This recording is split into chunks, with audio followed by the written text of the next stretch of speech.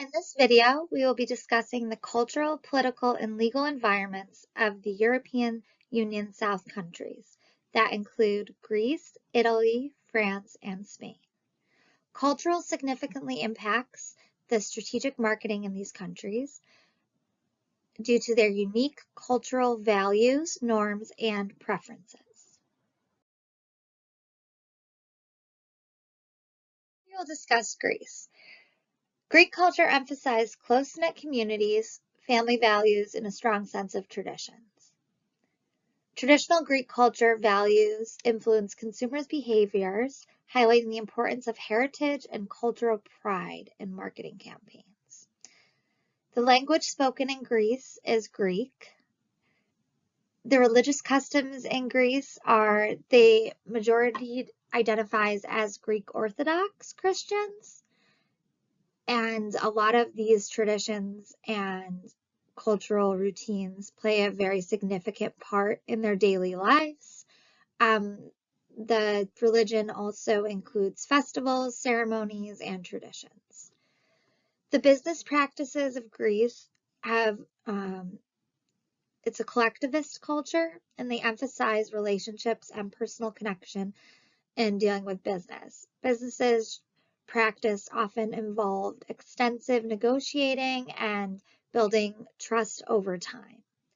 When looking into marketing strategies with Greece, you should focus on building relationships and emphasizing the importance of family and tradition. We next are going to look at Italy. Italy's culture places high value on aesthetic, style, and quality. The language spoken in Italy is Italian. The religious customs, they have a strong Catholic heritage, with the religion influencing a lot of the aspects of life. They have holidays, festivals, and also family traditions. Their business practices, Italy values personal relationships in business, just like Greece, and trust is essential. Negotiations may take time in Italy because they prioritizing building connections and relationships in the businesses they deal in. Additionally, hierarchies within business organizations are respected and very traditional. Marketing strategies in Italy should emphasize design, craftsmen, and the Italian lifestyle. France's culture is known for the appreciation of art, fashion, and gastronomy, along with culinary arts in general. The language spoken in France is French. The religious customs, French is a secular country, but Catholicism has had historically been a dominant religion for them. Although religious observation is on the decline, just kind of like in the US, religious holidays and traditions are still very celebrated within the French communities. Their business practices, they have a very formal business culture with clear hierarchy and protocols. Relationships are very essential, but professionalism and efficiency are also very highly valued. Decisions also tend to be a little slower because they like to have a consensus among the stakeholders. Marketing strategies should focus on sophistication, luxury, and cultural refinement. We will now look at Spain.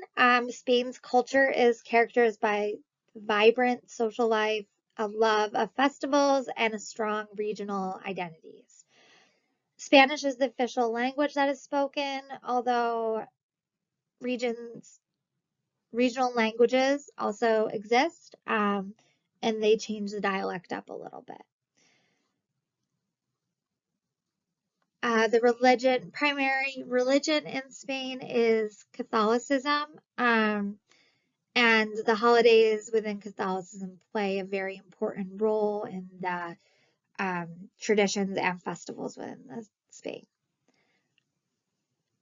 Their business practice, Spain, again, like most of the countries we've talked about, they value personal relationships in business. Their business dealings tend to be a little more relaxed than the rest of the area. They focus on building trust, establishing relationships before they even start discussing business matters. Flexibility and adaptability are very important within the Spanish culture, along with being important in the business practices. The marketing strategies should incorporate elements of celebration, community, and then also regional diversity. For part 2, I will be taking you through the political and legal environment of the countries within this region. So that will be Italy, France, Greece, and Spain, discussing their general political system, along with the rules of trade that go along with interacting with these countries. So for Greece, to preface, in the rule of law measurement, there are several different types of measurements that these countries are graded on. So one of them is the constraint of government powers. This measures the extent to which those who govern are bound by the law. It comprises the means, both constitutional and institutional, by which the powers of government and officials and agents are limited and held accountable under the law. It includes non-governmental checks on the government's powers, such as free and independent press, the absence of corruption. This measures the absence of corruption in government. Obviously, the factor considers 3 forms of corruption. That would be bribery, improper influence by public or private interests, and the misappropriation of public funds or other resources. These 3 forms of corruption are examined with respect to government officers in the executive branch, judiciary, military, police, and legislature. Open government is the third, which measures the openness of a government defined by the extent to which a government shares information, empowers people with tools to hold government accountable, and fosters citizen participation in public policy deliberations. This factor measures whether basic laws and information on legal rights are publicized and evaluates the quality of information published by the government. Fundamental rights recognizes that a system of positive law that fails to respect core human rights established by under international law is at best rule by law and does not deserve to be called a rule of law system. Since there are many other indices that address human rights, and because it would be impossible for the index to assess adherence to the full range of rights, this main factor focuses on a relatively modest menu of rights that are firmly established under the United Nations Universal Declaration of Human Rights and are most closely related to rule of law concerns. Order and security measures how well society ensures the security of a person's and property. Regulatory enforcement measures the extent to which regulations are fairly and effectively implemented and enforced. Regulations, both legal and administrative, structure behaviors within and outside the government. And civil justice, which measures whether ordinary people can resolve their grievances peacefully and effectively through the civil justice system. And criminal justice. This evaluates a country's criminal justice system. An effective criminal justice system is a key aspect to rule of law. So it constitutes the conventional mechanism to readdress grievances and bring action against individuals for offenses against the society. So these grades are measured on a 0.0 to 0.1 scale and averaged for a total rule of law scale. So you can see that Greece sort of falls on this lower end of the spectrum, constraints on the government powers being 0.67, absence of corruption 0.56, fundamental rights 0.65, order and security and regulatory enforcement fall higher on the scale with a 0.72. Civil justice, open government, and criminal justice all fall in that 0.66 to 0.66 range. So a very average score. Next would be Italy. Italy lands with a 0.67 as the total score for the rule of law. The constraints on government powers and fundamental rights and order of security fall on the higher end in the 0.71 to 0.75 range, which means they do really well to adhere to these types of boundaries that are laid out for them. Absence of corruption, regulatory enforcement, open government, criminal justice are pretty average, and civil justice falls a little bit lower on the scale, meaning that their citizens do not have such an easier time settling their own disputes amongst themselves and normally have to get other parties involved. France scored above average with a 0.73 on the rule of law scale. You can see that they really excel in order and security, meaning that this measures how well a society ensures the security of persons and property. It's one of the defining aspects in the rule of law society and is a precondition for the realization of the rights and freedoms that the rule of law seeks to advance. Their government has a strong absence of corruption, but the only thing they sort of fall short on in this scale, as you can see, is the criminal justice system, meaning that it is meaning that they have a more difficult time absolving issues within their justice system. An assessment of the delivery of criminal justice should take into consideration the entire system, including police, lawyer, prosecutors, judges, and prison officers. So this is not their strongest asset. And the final one that was measured is Spain. Spain also falls high with a 0.72 and falls very high with their order of security being a 0.83. But you can see as well a similar issue that they have is with their criminal justice system, and their open government as well is not as strong as you can see the others were. This shows that they do not have the strongest ability to share information to their citizens and have it digested by them. And their regulatory enforcement as well is a little bit below their average, which just sort of means that there is an absence of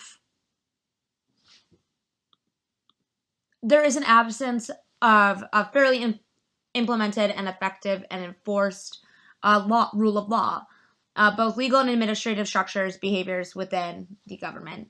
Though these do fall on the higher side of the scale, it's a little below Spain's average for the rest of them. Country risk covers a wide range of factors, such as political developments, the risk of armed conflict, and sovereign financial situations. These factors relate, for example, to regulatory changes, the risk of confiscation, civil unrest, war, currency controls, and devaluations. Country risk takes into account a sovereign's willingness and ability to pay and the impact of this on the ability of public or private entities to meet their cross-border payment obligations. So for Risk Map, this is sort of an outlook of the business risk environment in each country on a 10-point scale. This score is a composite risk score that factors in all sort of elements like political security, operational, regulatory, etc., and a wide, broad range of risks. So starting on the left with Italy and Greece, those are medium stable countries. Risks to business for this risk category are moderate to stable. So things are very much so flatlined and most likely good countries to do business with. Political security, operational, and or integrity issues pose some challenges to business, but with effort, countries are able to manage and stabilize these issues. Italy and Greece were both ranked 6 on the scale of 1 through 10. And as for Spain and France, these are ranked as medium decreasing. So risks to business for this category are moderate, and slowly are decreasing. Though challenging in some areas, the business environment is improving for political security, operational, and integrity reasons, and these were both ranked a 5. So there's not a huge difference between the two, but there's enough of a difference with the risks of business to put them into separate categories and rank them differently on the map. So all of these countries are within the European Union, which is a part of the Transatlantic Trade and Investment Partnership. It's sort of an ambitious and comprehensive high standard trade and investment agreement negotiated between the United States and the European Union that allows these businesses to continue trade and without any type of boundaries harming businesses.